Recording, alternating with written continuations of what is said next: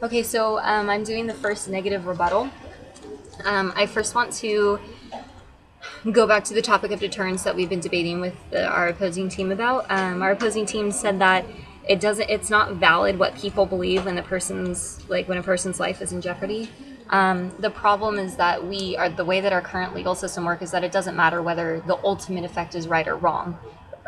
Proposition 8 just passed a couple years ago, which took away people's rights that are guaranteed under the Constitution. And that's not the right thing to do, but the people of the United States passed it, or excuse me, the people of California passed it.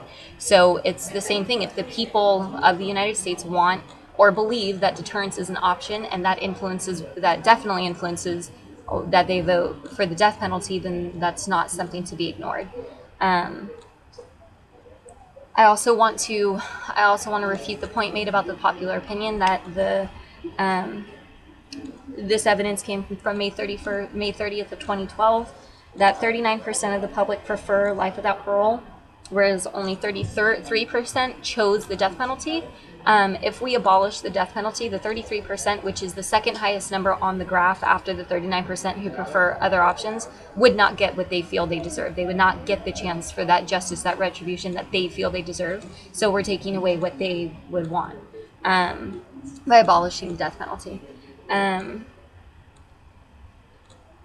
also want to point out that the statement that our opponents made about that there's an error rate of 1 out of 7 and that 87 people were freed from death row.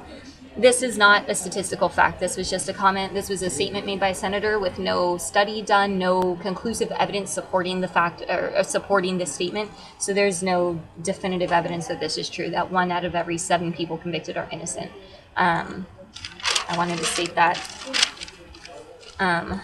Lastly, I want to point out that the racial bias is not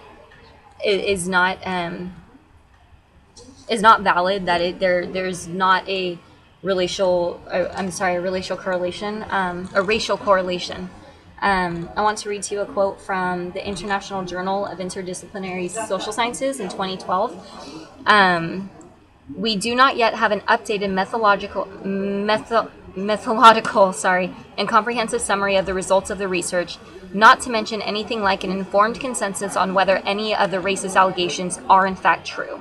Meaning that we don't have a way to determine whether there is racism in death penalty cases or not. The statements that our opponent read don't take into account various other factors, such as what my partner said, that more minorities are convicted of crimes, so therefore their death rate is going to be higher. This wasn't taken into account when the evidence was stated.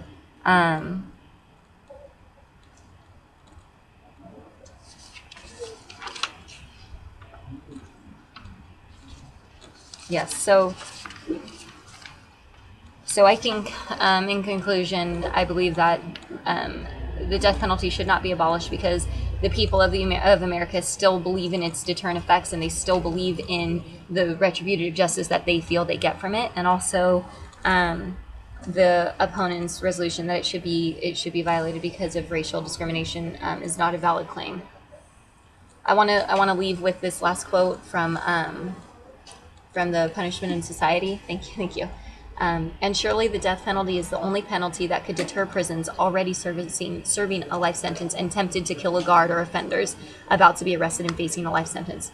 Perhaps they will not be deterred, but they would certainly not be deterred by anything else. So, meaning that if there's anything that could possibly have a deterrent effect, it would be the death penalty, not life without parole.